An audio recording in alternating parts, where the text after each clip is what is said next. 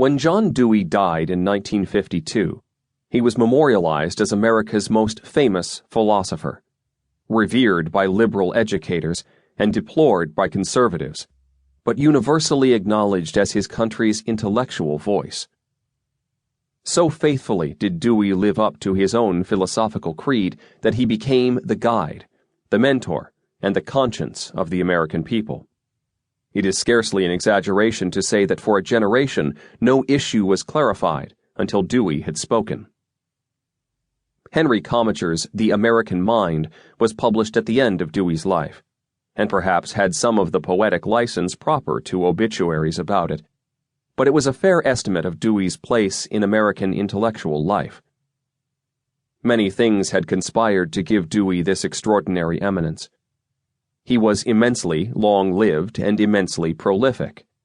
He died in his 93rd year, and his intellectual productivity hardly slackened until he was well into his 80s.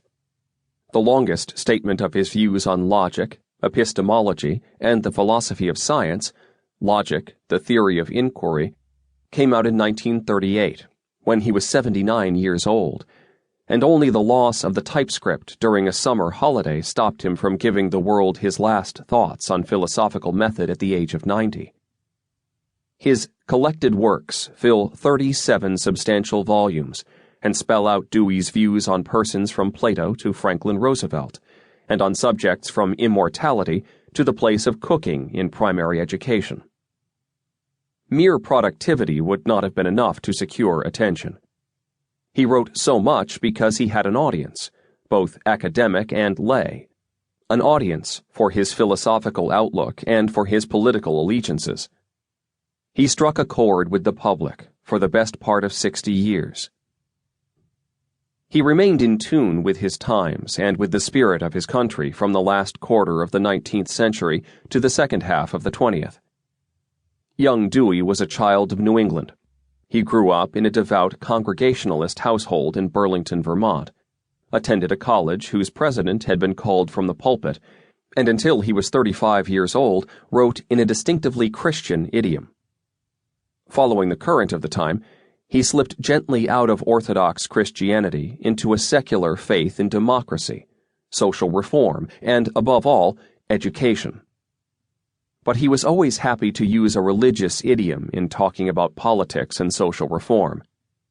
He talked readily about democracy's faith in the common man, was glad to call his belief in democracy a religious belief, and wrote A Common Faith to argue that he was as entitled as anyone else to talk of God when he talked about his deepest beliefs, even though his admirers wished he wouldn't.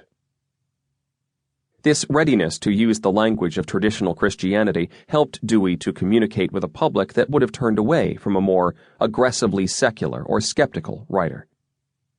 It was a surprising achievement, given that Dewey early on decided that the supernatural elements in traditional Christianity were superstitious, incredible, and outmoded.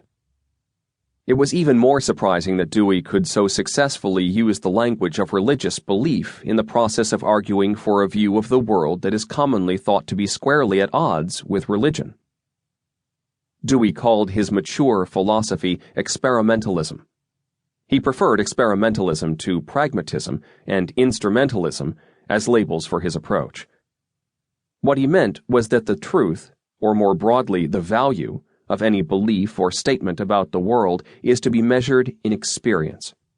He was insistent that a thoroughgoing naturalism was the only intellectually respectable philosophy, the only approach to life, education, ethics, and politics that offered a hope of progress.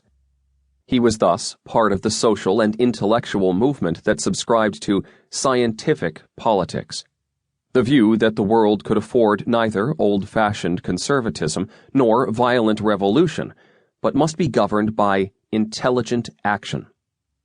Indeed, he was its major American propagandist, and his most famous political writings, Liberalism and Social Action, for instance, were built around this simple, clear-cut message. A lesser man than Dewey would have been challenged much more sharply about the conflict between his emphasis on the religious and his emphasis on science. Dewey's critics often wished that he would make himself clearer, but they always thought he had something important and coherent to say.